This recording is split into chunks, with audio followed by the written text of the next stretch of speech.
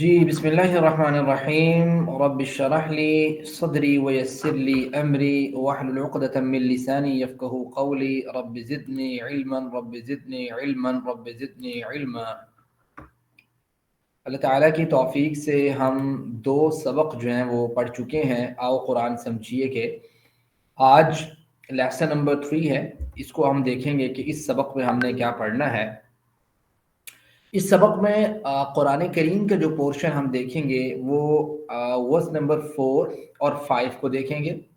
Grammar کے portion میں ہم ضمائر متصلہ کسے کہتے ہیں؟ متصلہ اتصال سے ہے، یعنی جڑ کے آنے والی ضمائر۔ اور ضمائر کسے کہتے ہیں؟ آلریڈی میں آپ کو یہ بات بتا چکا ہوں کہ ضمیر اس چیز کو کہتے ہیں، اس حرف کو کہتے ہیں، اس لفظ کو کہتے ہیں جو اسم کی جگہ پہ استعمال ہو۔ اسم کسے کہتے ہیں؟ اسم نام کو کہتے ہیں۔ مثال کے طور پہ ہم اردو میں اگر اس کی اگزامپل لیں آسانی کے لیے تو کیسے ہوگی؟ مثال کے طور پہ میں کہوں کہ جیسے میں اپنا ہی نام لے لیتا ہوں تاکہ کسی دوسرے پہ الزام نہ آئے۔ میں کہوں کہ سعد اچھا بچہ ہے، وہ سکول جاتا ہے، وہ جو ہے نا وہ مثال صبح سویرے اٹھتا ہے۔ اچھا یہاں پہ میں نے وہ جو لفظ استعمال کیا ہے مراد میں خود تھا، تو یہ جو وہ لفظ استعمال کی یہ ضمیر ہے۔ انگلش میں اگر کسی کو سمجھ آ جائے تو جسے ہم پروناؤن کہتے ہیں، یعنی ناؤن کی جگہ پہ مستعمل چیزوں کو پروناؤن، اسے کہتے ہیں ضمیر۔ اچھا عربی میں کچھ ضمیریں ایسی ہوتی ہیں جو کسی لفظ کے ساتھ جڑ کے آتی ہیں۔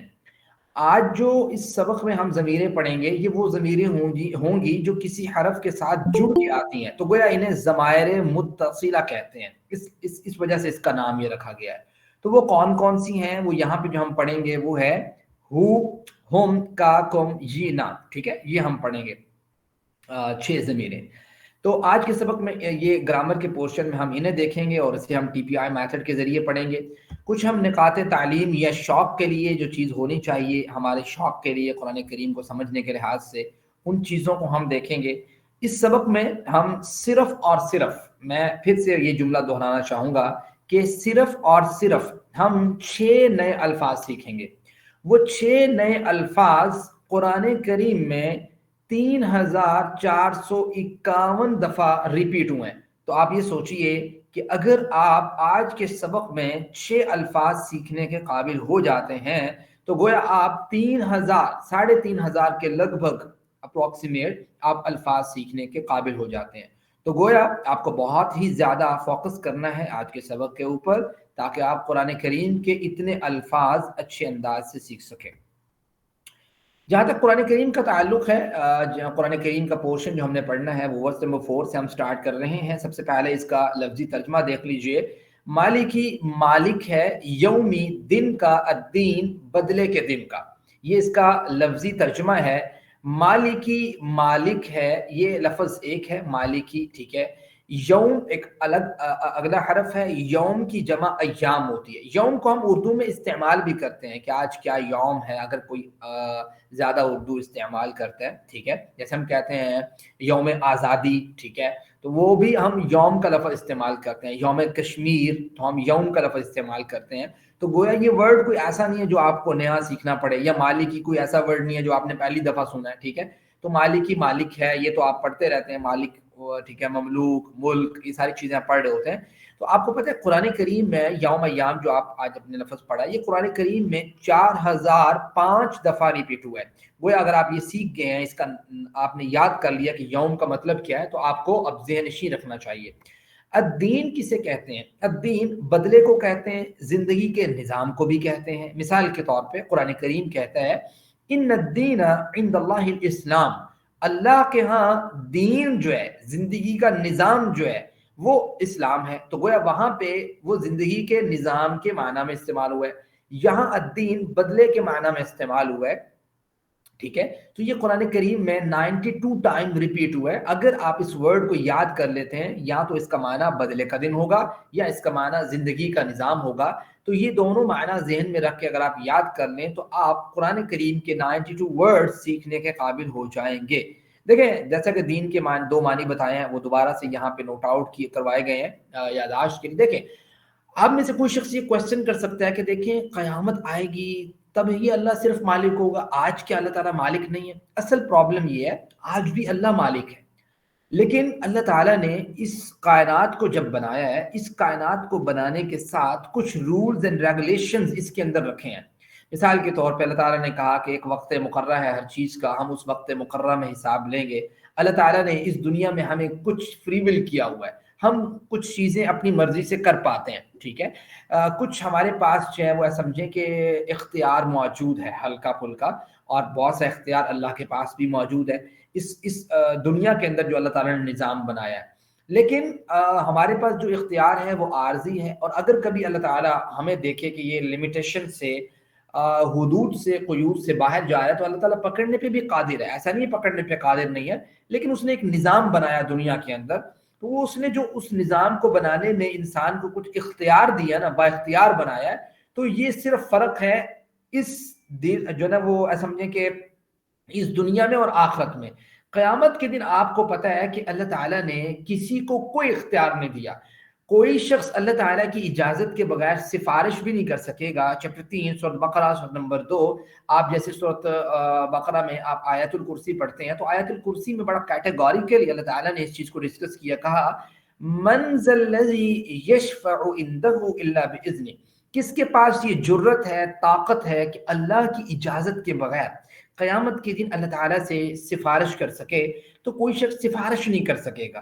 پھر قرآن کریم میں سورۃ عبس میں چیپٹر 30 میں اللہ تعالیٰ فرماتے ہیں کہ فَإِذَا جَاءَتِ الصَّاخَّةُ، جب قیامت آئے گی، قیامت کی چیخ آئے گی، يَوْمَ يَفِرُّ الْمَرْءُ مِنْ أَخِيهِ وَأُمِّهِ وَأَبِيهِ وَصَاحِبَتِهِ وَبَنِيهِ لِكُلِّ امْرِئٍ، تو ہر ایک شخص آپ دیکھیں گے قیامت کے دن شأن یغنی، ایک الگ ہی جو ہے نا معاملے میں ہوگا، ٹینشن میں ہوگا. نہ اس کو بھائی کی فکر، نہ اس کو بہن کی فکر، نہ اس کو بیوی کی فکر، نہ اس کو خاوند کی فکر، نہ اسے والد کی فکر، نہ اسے والدہ کی فکر.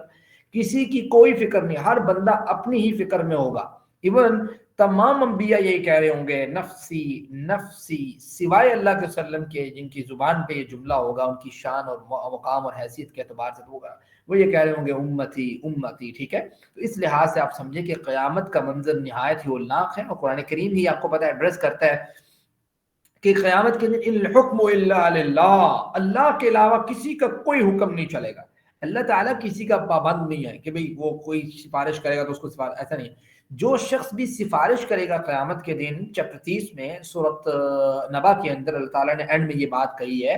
اللہ تعالیٰ کہتے ہیں کہ یوم کیسے الفاظ اس طرح کے ہیں کہ قیامت کے دن فرشتے اور تمام لوگ جو ہے نا وہ صف بستہ ہوں گے، اور کوئی بھی شخص بات نہیں کرے گا الا صوابا، بات سمجھتے ہیں، مگر وہ جو بات کرے گا وہ درست بات کرے گا. یعنی کسی کی بھی جو کوئی سفارش کرے گا تو وہ بالکل عین حق پر سفارش کرے گا. ایسا نہیں ہے کہ دنیا میں کبھی کسی نے کوئی ان پٹ لگائی نہ ہو، دنیا میں کبھی کوئی اس نے جو ہے نا وہ انرجی لگائی نہ ہو، دنیا میں کبھی اللہ تعالیٰ کے لیے کوئی کام کیا نہ ہو، اور قیامت کے دن کوئی دوسرا پرسن آئے اس کی سفارش کرے اس کو جنت میں لے جائے. ایسا نہیں ہوگا.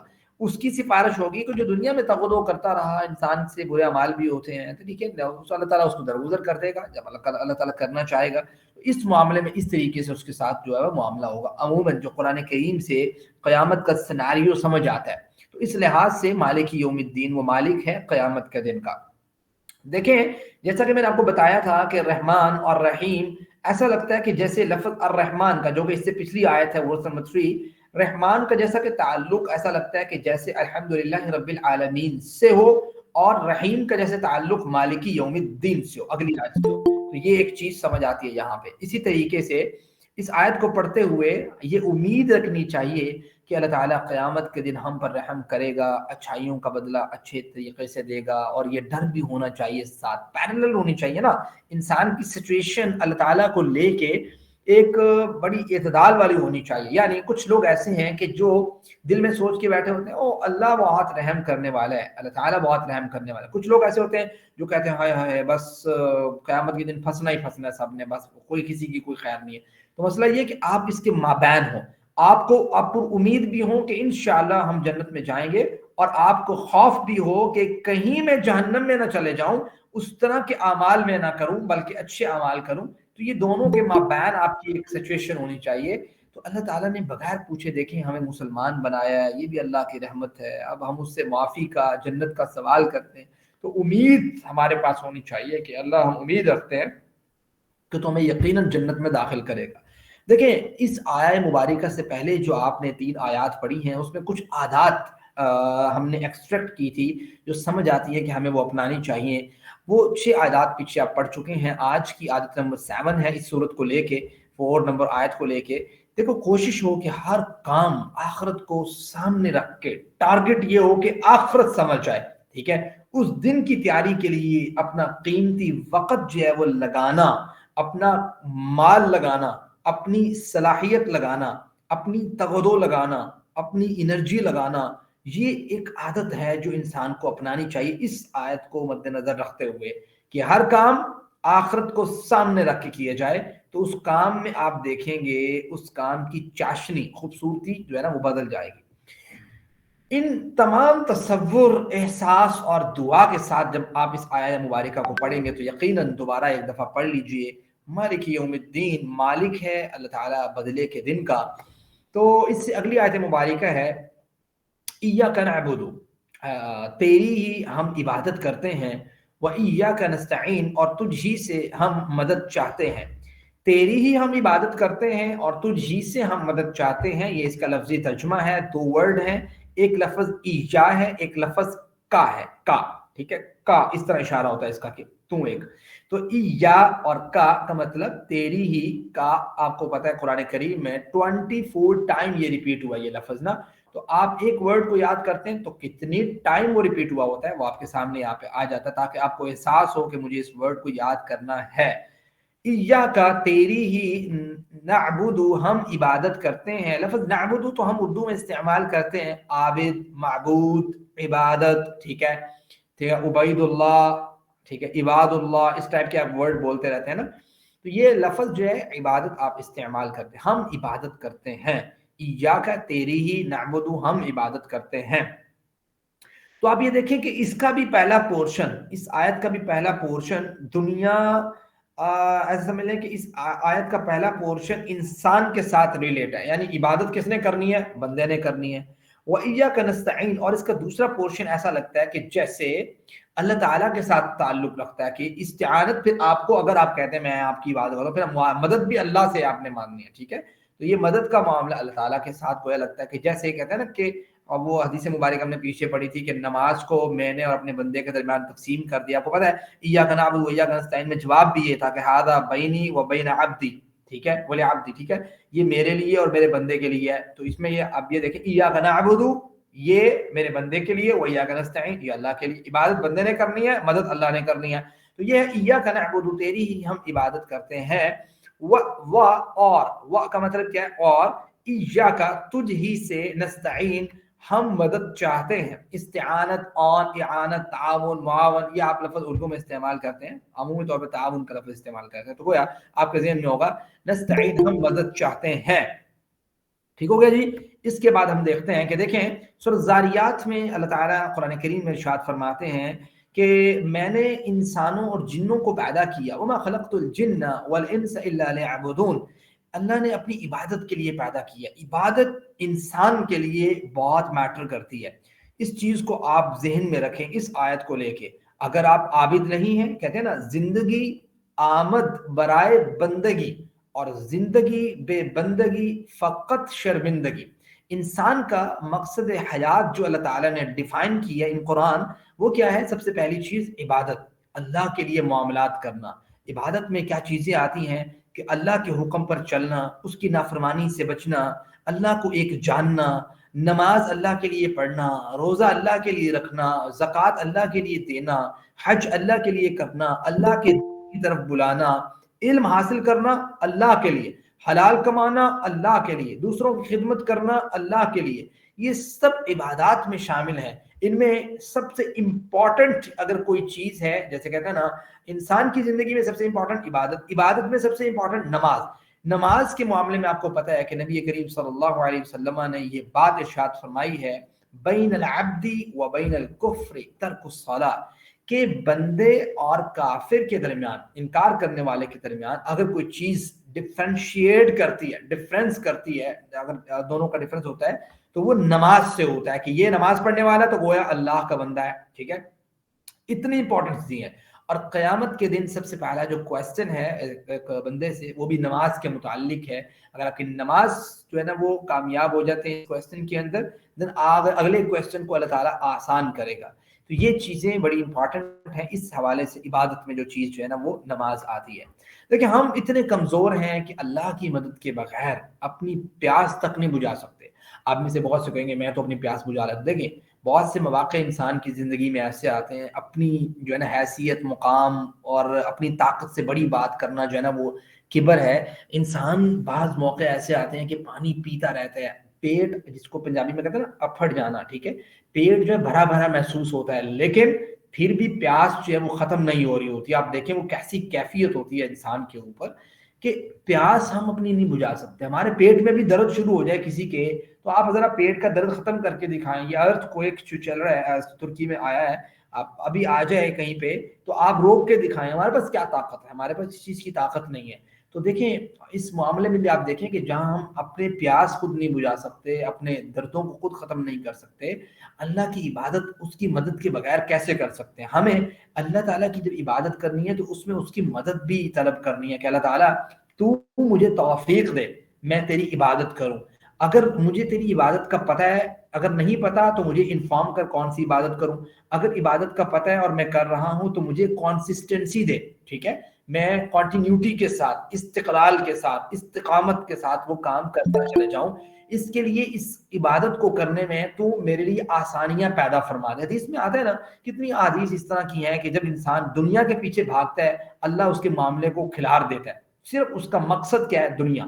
قرآن کریم میں آتا ہے کہ منہم من یقول ربنا آتنا فی الدنیا، جس نے کہا مجھے دنیا دے دے، دنیا دے دے، دنیا دے دے، وما له فی الآخرۃ من خلاق، آخرت میں اس کے لیے کچھ نہیں ہے.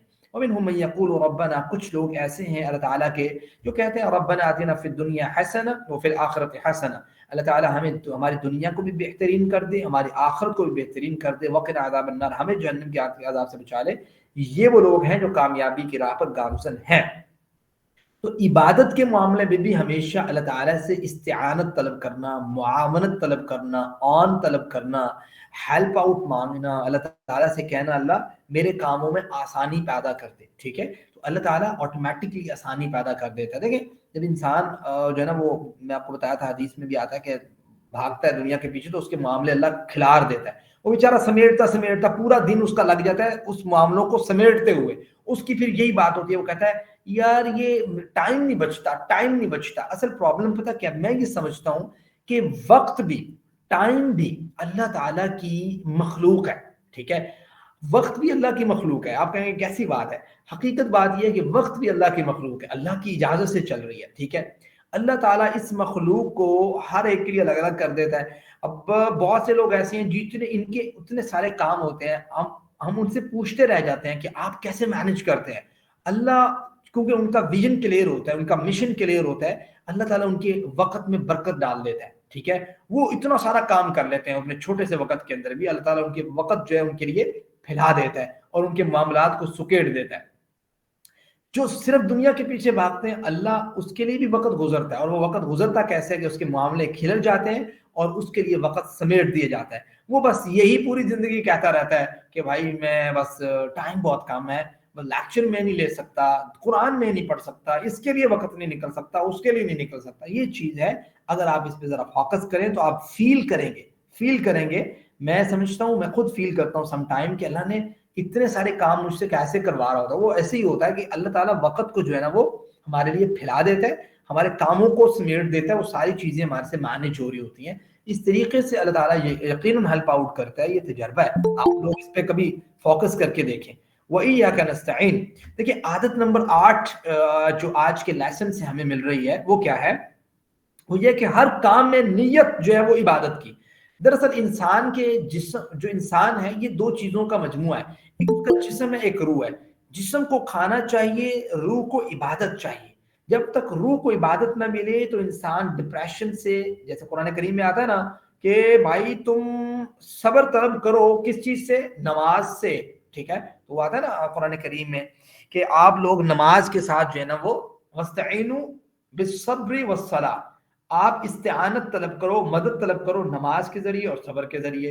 تو یہ اسی طرح ہے کہ انسان روح کی جو غذا ہے وہ عبادت ہے اللہ تعالیٰ کی. جب تک انسان عبادت نہ کرے، اللہ تعالیٰ کے غور نہ کرے اس کی تخلیق کے اوپر، ٹھیک ہے، اس کے لیے کچھ معاملات نہ کرے، اس کے احکامات پر عمل نہ کرے، تو وہ ٹینشن کا، ڈپریشن کا، دنیا کی معاملات سے نکلنے کی اس کو توفیق نہیں ہوتی، اس طرح ہوتا ہے.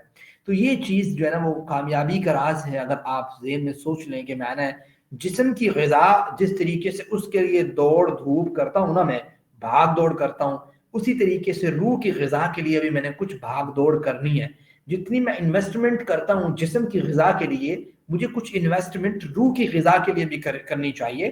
وہ انویسٹمنٹ مال کی صورت میں ہو، وہ انویسٹمنٹ صلاحیت کی صورت میں ہو، وہ انویسٹمنٹ انسان کے جو ہے نا وہ سمجھے کہ وقت کی صورت میں ہو، وہ کرنی ہے میں. یہ جب آپ سوچ لیں گے جو عادت نمبر 8 ہے، تو یقیناً یہ بہت زبردست عادت ہے اگر ہماری بن جائے. عادت نمبر 9 جو آج کی آیہ مبارکہ سے سمجھ آتی ہے وہ یہ ہے کہ ہر کام میں اللہ کی معاونت طلب کرنا، اللہ تعالیٰ سے مدد مانگنا. جیسا کہ نبی اور اللہ تعالیٰ خود اپنے انبیاء کو بھی یہی بات کہتے ہیں کہ آپ بھی اللہ تعالیٰ سے مدد طلب کریں. ذرا ان تمام چیزوں کو جو ان عادات سے ہم نے سیکھا، ان آیات سے سیکھا، ان تمام چیزوں کو تصور میں احساس کے ساتھ، دعا کے ساتھ آپ ذرا اس کی پریکٹس کریں کہ ایاک نعبد و ایاک نستعین ہمیں کیا پیغام دیتا ہے. ہم یہ اللہ تعالیٰ سے کہہ رہے ہوتے ہیں کہ اللہ تعالیٰ ہم صرف تیری ہی عبادت کرتے ہیں اور تجھ سے ہی ہم مدد طلب کرتے ہیں، معاونت طلب کرتے ہیں. یہ ہم کہہ رہے ہوتے ہیں اللہ تعالیٰ سے. دیکھیں ایک حدیث مبارک ہے، مشورہ ہے، سورۃ فاتحہ پڑھتے ہر نماز کی ہر رکعت میں ہم اسے یاد رکھیے.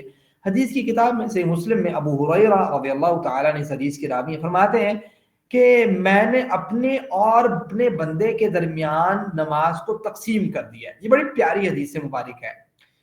آدھی نماز میرے لیے ہے، آدھی میرے بندے کے لیے ہے، اور میرا بندہ جو چاہتا ہے میں اسے وہ عنایت کرتا ہوں، جو وہ مانگتا ہے مجھ سے. اب کیسے نماز تقسیم کی ہے؟ نبی کریم صلی اللہ علیہ وسلم کہ جب بندہ اللہ تعالیٰ کے سامنے کھڑا ہوتا ہے، اللہ اکبر کہتا ہے، ہاتھ باندھتا ہے، اس کے بعد جب بندہ کہتا ہے الحمدللہ رب العالمین، تو اللہ تعالیٰ جواب دیتے ہیں. اللہ تعالیٰ فرماتے ہیں، کہتے ہیں حمدنی عبدی، میرے بندے نے میری تعریف کی ہے. یہ آپ دیکھیں ان جملوں میں کتنا پیار ہے. میرے بندے نے میری تعریف کی ہے. اور جب انسان کہتا ہے الرحمن الرحیم، تو اللہ تعالیٰ کہتے ہیں اثنا علی عبدی، میرے بندے نے میری ثنا کی ہے. اور جب آپ کہتے ہیں مالکی یوم الدین، تو اللہ تعالیٰ فرماتے ہیں مجدنی عبدی، میرے بندے نے میری بزرگی بیان کی ہے، ٹھیک ہے، میرا مقام بیان کیا ہے، میری حیثیت بیان کی ہے. تو جب انسان کہتا ہے ایاک نعبد و ایاک نستعین، تو اللہ تعالیٰ کہتا ہے ھذا بینی و بین عبدی ولعبدی ما سأل، دیکھو یہ میرے اور میرے بندے کے درمیان ہے، اور میرے بندے نے جو سوال کیا وہ اس کو ملے گا. ٹھیک ہے، ایاک نعبد، بندہ عبادت کرتا ہے، مدد اللہ سے مانگتا ہے، جو مدد اللہ سے مانگے گا عبادت کر کے اللہ تعالیٰ سے، اللہ تعالیٰ اس کو دے گا. یہ ہے اس کا آنسر. اور جب کہتا ہے اہدنا الصراط المستقیم صراط الذین انعمت علیہم غیر المغضوب علیہم ولا الضالین، تو اللہ تعالیٰ پھر کہتے ہیں ھذا لعبدی ولعبدی ما سأل، یہ بھی میرے اور میرے بندے کے لیے ہے، اور جو کچھ وہ مجھ سے مانگے گا میں سب کچھ اسے ملے گا. یہ حدیث مبارکہ which is very important حدیث ہے. اگر آپ اسے اپنے ذہن میں سوچ لیں کہ اللہ تعالیٰ سورۃ فاتحہ جب آپ قرآن پڑھ رہے ہوتے ہیں نماز کے اندر کس طریقے سے آپ کو رسپونڈ کر رہا ہوتا ہے، اور آپ کو اس کا آنسر کیا مل رہا ہوتا ہے، اس آنسر کو مد نظر رکھتے ہوئے، ان آیات کا معنی مد نظر رکھتے ہوئے، اور ان آیات سے جو عادات ہمیں سیکھنے کو ملتی ہیں ان عادات کو مد نظر رکھتے ہوئے جب ہم پڑھیں گے تو یقیناً ہمیں نماز میں جستجو مزہ آئے گا. ٹھیک ہے، تو یہ چیز ہے. میرے خیال سے آپ 1 آدھ منٹ بریک کر لیں، اس کے بعد پھر ہم گرامر کے پورشن کی طرف آتے ہیں. ٹھیک ہے جی، آپ سوچیں ذرا کہ آج ہم نے کیا پڑھا ہے، کون سی 2 آیات پڑھی ہیں، ان سے کون کون سے سبق ہمیں حاصل ہوئے ہیں، تاکہ وہ سبق جو ہیں وہ ایک دفعہ آپ کے جو ہے نا وہ مائنڈ میں ریوائز ہو جائیں. تو 1-2 منٹ میں آپ دیکھ لیں، اس کے بعد سٹارٹ کرتا ہوں.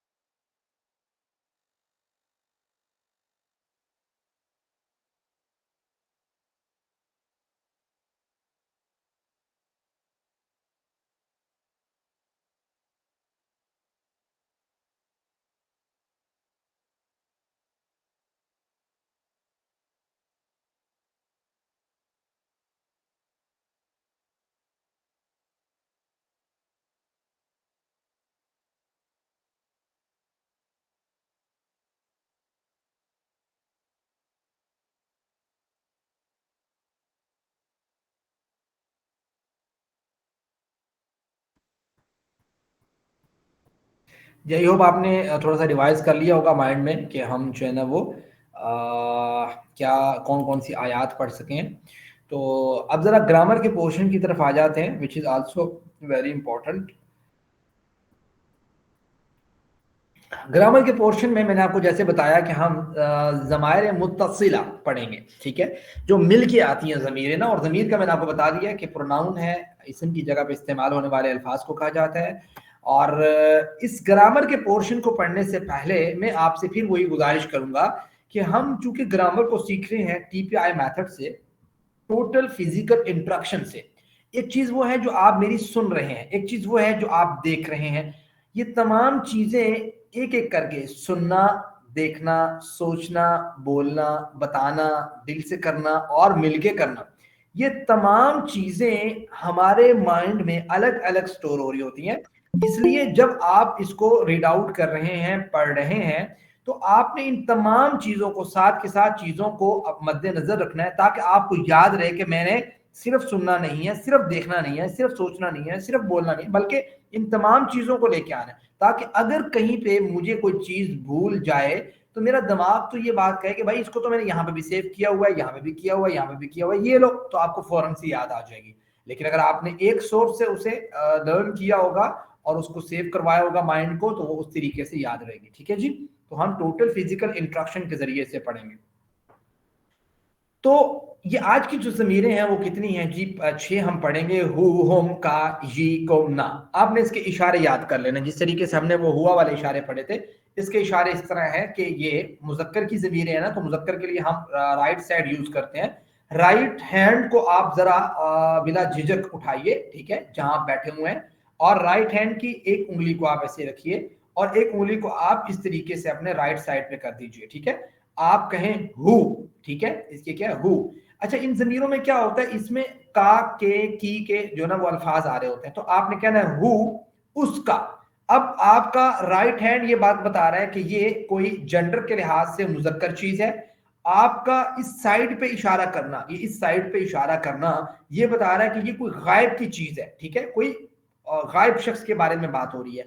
आपका एक उंगली के साथ इशारा करना आपको ये बता रहा है कि ये जो मुराद है वो एक बंदा मुराद है, हु, उसका, हु, उसका। इस तरीके से आप पढ़ें, हु, उसका। तो आप साथ ही 4 उंगलियां खोल लें और कहें हुम, उन सब का, हुम, उन सब का, हु, उसका, हुम, उन सब का, इस तरीके से, का, आपका, का, आपका, जी, मेरा, जी, मेरा, कुम, आप सबका। अब 4 उंगलियां खोल लें, कुम, आप सबका, ना, हमारा। देखें, शर्माएंगे अगर अपनी जगह में भी बैठ के तो फिर आप सीख नहीं पाएंगे। टोटल फिजिकल इंस्ट्रक्शन का मतलब ही ये है कि आप अपनी जगह जहां बैठे हुए हैं मेरे साथ इन इशारों को भी दोहराएं, जुबान से भी बोलें, ठीक है, सोचिए भी और दिल से कीजिए। ये सारी चीजें आप जेल में रखिए, सुनने भी साथ। हु, उसका, हुम, उन सब का आपका, ये मेरा, कुम, आप सबका, ना, हम सबका, या हमारा, ठीक है। तो इस तरीके से हु, हुम, हु, हुम, का, ये, कुम, ना, हु, हुम, हु, हुम, ठीक है, उसका, उन सबका, आपका, मेरा, आप सबका, हम सबका, ठीक है। आप इस तरीके से दोहरा सकते हैं, उर्दू अलग भी पढ़ सकते हैं। उसका, उन सबका, आपका, मेरा, आप सबका, हम सबका, ठीक है। हु, हुम, उसका, उन सबका, का, ये, आपका, मेरा, कुम, ना, आप सबका, हम सबका। इस तरीके से आप इसे जरा दोहराइए। अच्छा, ये कुरान करीम में ना टुकड़ों की सूरत में आते हैं, हर लाइन में कहीं ना कहीं आपको ये लफ्ज नजर आएंगे, हु, हुम, का, ये, कुम, ना। आपको हर लाइन में ये लफ्ज कहीं ना कहीं आपको मिल जाएंगे, ठीक है। तो आप ये टुकड़ों की सूरत में कुरान करीम में आता है, यानी जुड़ के आता है किसी न किसी लफ्ज के साथ, तो आप फौरन से समझ जाएंगे अगर आपने पढ़ा होगा कि भाई ये तो वही वर्ड्स हैं जो मैंने पढ़े थे फलां लेक्चर में। जरा देखते हैं आगे। अब ये कुरान करीम से ही 2 आयतें निकाली हुई हैं, सूरा कहफ है, ये चैप्टर 15 में मौजूद है। तो ये कहते हैं तकरीबन ये हर लाइन में इस्तेमाल होते हैं ये वर्ड। आपको पता है ये 10,000 से ज्यादा मरतबा इस्तेमाल है इसका कुरान करीम में। 10,000 से ज्यादा मरतबा प्रोनाउन यूज हुए पड़े, इसम जमीर इस्तेमाल हुए पड़े। तो अब देखें, ये 2 आयतें हैं, ये 2 आयतों में 4 मरतबा इस्तेमाल हो गए, छोटी छोटी 2 आयतें। अल्हम्दुलिल्लाहिल्लज़ी अंज़ल अला अब्दिही, ही, ये जो आपने पढ़ा ना हु, ये वही है, ठीक है। عبدہ، عبدہ الکتاب ولم یجعل لہ، ہو آ گیا ہو، ٹھیک ہے، اس طریقے سے اشارہ ہوگا اس کا، من لدنہ یہ بھی اس طرح اشارہ ہوگا، اور ان لہم یہ بھی اس طرح اشارہ ہوگا، لیکن 4 انگلیوں کے ساتھ کہ بھائی جمع ہے، غائب ہے اور مذکر ہے، ٹھیک ہے، اس طریقے سے آگے چلتے ہیں۔ آپ کو پتہ ہے کہ یہ آپ کو کچھ نئے الفاظ اس کے ساتھ اٹیچ کروانا چاہ رہے ہیں، آپ غور کیجئے، تو وہ کون کون سے الفاظ ہیں؟ جیسے لفظ رب ہے، رب آپ نے پیچھے پڑھا ہوا ہے قرآن کریم میں 772 ٹائم آیا ہوا ہے، تو یہ لفظ رب کے ساتھ مل کے اگر یہ ضمیریں آئیں جو بھی آپ نے پڑھی ہیں، ہو، ہم، کا، یہ، کم، نا، ٹھیک ہے، اس کا، ان سب کا، آپ کا، میرا، آپ سب کا، ہم سب کا، یہ اگر رب کے ساتھ مل کے آئیں تو کیا بن جائے گا؟ یہ ایسے بن جائے گا، آپ میرے ساتھ دہرائیں، سب دہرائیں میرے ساتھ، اپنے ہاتھ کو اس طریقے سے رائٹ سائڈ پہ کریں اور کہیں ربہ، اب وہ ہو اکیلا تھا نا، ہو، ہم، کا، یہ، کم، نا، اب اس کو رب کے ساتھ ملا دیں تو اب قرآن کریم آپ کو اس طرح کئی ورڈ ملیں گے، ربہ، ٹھیک ہے، ربہم، ربہ اس کا رب، ربہم ان سب کا رب، ربک آپ کا رب، ربی میرا رب، ربکم آپ سب کا رب، ربنا ہمارا رب، ٹھیک ہے، اس طریقے سے ربہ، ربہم اس کا رب، ان سب کا رب، ربک ربی آپ کا رب، میرا رب، ربکم ربنا آپ سب کا رب، ہم سب کا رب، اس طریقے سے آپ اس کو مائنڈ میں دہرائیے، اس کا رب، ان سب کا رب، آپ کا رب، میرا رب، آپ سب کا رب، ہم سب کا رب، اردو بھی اس طریقے سے دہرا لیں، تو اس طریقے سے آپ عربی بھی گھر بیٹھے جب فارغ ہوں تو ان چیزوں کو دہرائیں گے تو یاد رہے گا، نہیں تو یہ بھول جائے گا، ٹھیک ہے، اس اچھے طریقے سے پورے ٹی پی آئی میتھڈ کو مد نظر رکھتے ہوئے کہ رائٹ سائڈ ہے تو بھائی مذکر کے لیے ہوتی ہے، اس کا ایک جو ہے نا وہ اس طرف اشارہ کرنا جو ہوتا ہے اس طرف سے کہ وہ مراد ہوتا ہے کہ یہ غائب ہے، کوئی دور کی چیزیں سامنے پڑی ہوئی نہیں ہے، اس طرف اشارہ کرنا یہ ہوتا ہے، سامنے اشارہ کرنا ہے تو یہ سامنے کوئی چیز ہے، ٹھیک ہے، تو اپنی طرف اشارہ کرنا یہ ہوتا ہے کہ میری طرف، ٹھیک ہے، میں مراد ہوں، تو یہ اشارہ اس طرف اس لیے ہوتا ہے، اچھا ایک انگلی سے واحد ہوتا ہے اور 4 سے جو ہے نا وہ جمع ہوتا ہے، تو یہ ساری چیزیں آپ کے ذہن میں ہونی چاہیے۔ المحادثۃ العربیہ، اسپوکن عربی کے لحاظ سے اگر ہم دیکھتے ہیں کہ جو ہم نے الفاظ پڑھے ہیں پیچھے انہی کو ملا کے ہم کچھ عربی بول سکتے ہیں، بالکل بول سکتے ہیں۔ کوئی شخص سوال کرتا ہے مثال کے طور پہ، وہ کہتا ہے مر ربہ، ایسے مر ربہ اس کا رب کون ہے، تو کیا جواب ہوگا؟ جواب آپ دیں، آپ سوچیں اس کا جواب کیا ہو سکتا ہے، اس کا رب کون ہے، تو اس کا رب ایک مراد ہے تو آپ کہیں گے ربہ اس کا رب، یعنی ایک مراد ہے، ربہ اللہ اس کا رب اللہ ہے۔ اب اس نے کہا مر ربہم تو اشارہ کیا ہوگا؟ رائٹ سائڈ پہ، رائٹ ہینڈ اور 4 انگلیوں کے ساتھ جمع ہے، اور اس طرف کیونکہ غائب ہے، مر ربہم ان سب کا رب کون ہے؟ ربہم اللہ ان کا رب کون ہے؟ جی اللہ تعالی۔ اسی طریقے سے مر ربک آپ کا رب کون ہے، اشارہ رائٹ سائڈ سے سامنے، ربک آپ کا رب کون ہے، ایک انگلی سے واحد ہے، تو اس کا جواب یہ ہوگا کہ کوئی اگر میرے سے پوچھ رہا ہے یا میں آپ سے پوچھ رہا ہوں تو آپ جواب دو گے ربی اللہ میرا رب اللہ ہے۔ کوئی پوچھے من ربکم آپ سب کا رب کون ہے، تو آپ سب کہیں گے ربنا اللہ ہمارا رب کون ہے، اللہ ہے۔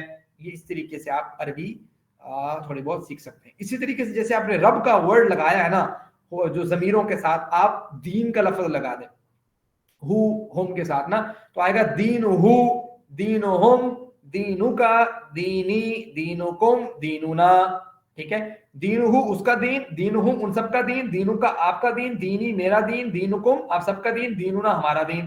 اب آپ اس طریقے سے اگر اس کو یاد رکھیں گے تو قرآن کریم میں کتنی دفعہ آئے گا، کبھی ہو آئے گا، ہم آئے گا، کا آئے گا، جی آئے گا، کم آئے گا، نہ آئے گا، تو فوراً سے آپ کے مائنڈ میں کلک ہو جائے گا اشاروں کے ذریعے بھی ساری چیزوں کو سمجھنے کے بعد کہ اچھا اچھا اس کا معنی یہ ہے، تو آپ کو ترجمہ کرنے میں کیا ہوگی، آسانی ہوگی۔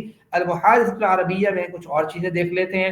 ایک لفظ ہے ماں، ماں آپ نے اس کو یاد کرنا ہے، ماں کا مطلب ہوتا ہے کیا، کویسچن کے لیے بولا جاتا ہے، اور ماں کا لفظ کویسچن کے ساتھ ساتھ نفی کے لیے بھی بولا جاتا ہے، نہیں کے معنی میں، اس کے ساتھ ساتھ ایک اور معنی بھی ہوتا ہے اس کا، جو کے معنی میں بھی آتا ہے۔ یہاں پہ ہم سیکھ رہے ہیں صرف کیا کے معنی میں، تو ماں قرآن کریم میں 2154 دفعہ ریپیٹ ہوا ہے، 2154 دفعہ ریپیٹ ہوا ہے، تو گویا آپ سوچیں کہ یہ لفظ کتنا امپورٹنٹ ہے، آپ کو یاد کرنا ہے۔ آپ نے کہنا ہے ماں کا مطلب کیا، کویسچن کرنے کے لیے یوز ہوتا ہے، تو جیسے کوئی کہتا ہے ماں دینوں کا آپ کا دین کیا ہے، ماں دینوں کا آپ کا دین کیا ہے۔ اچھا یہ ماں اور من میں فرق ہے، من بھی کیا کے لیے استعمال ہوتا ہے، جیسے آپ نے پڑھا کہ من نبیوں کا، من ربو کا، اصل میں من اور ماں میں فرق یہ ہے کہ من ایسی چیز کے لیے استعمال ہوتا ہے جس کو زیرو کہا جاتا ہے، جان ہو جس کے اندر نا، جس کے اندر جان ہو اس کے لیے جب یوز ہوتا ہے تو من استعمال ہوتا ہے.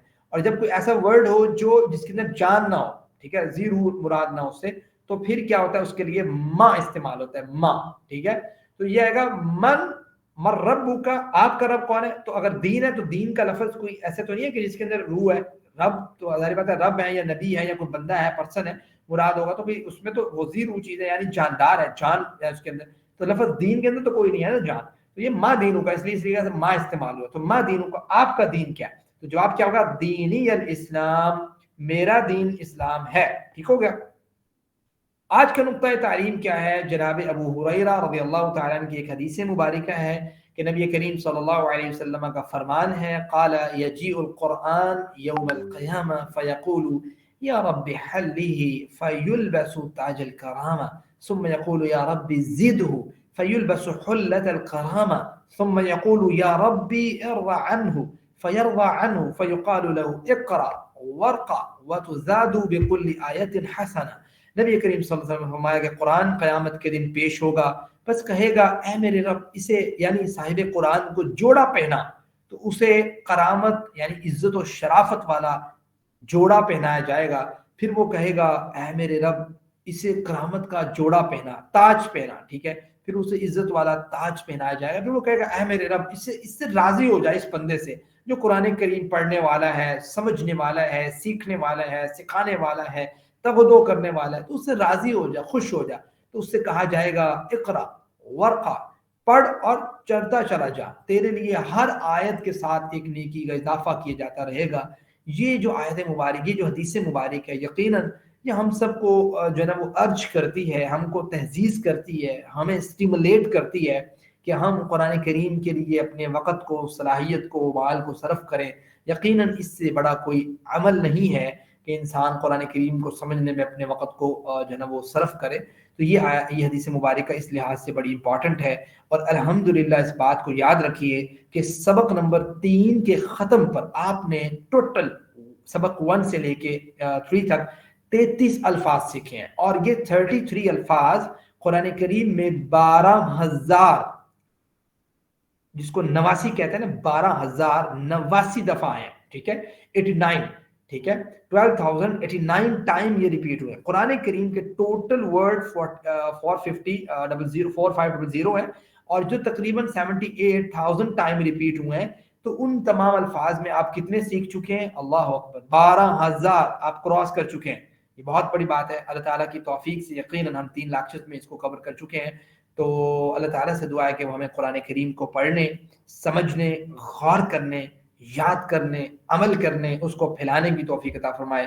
دعا پڑھ لیجیے جی. سبحانک اللہم و بحمدک نشہد ان لا الہ الا انت نستغفرک و نتوب الیک.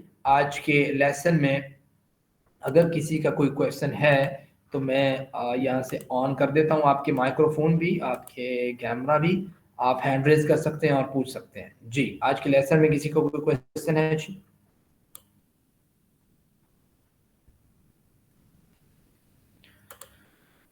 اللہ اکبر. جی کسی کا کوئی کویسچن ہے؟ جی any question related to lecture?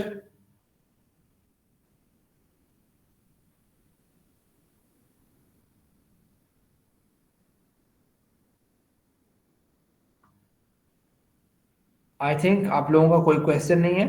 تو اگر کوئی کویسچن نہیں ہے تو ہم لیکچر کو جو ہے وہ کلوز کرتے ہیں. دعا پڑھ لیتے ہیں دوبارہ سے. سبحانک اللہم و بحمدک نشہد ان لا الہ الا انت نستغفرک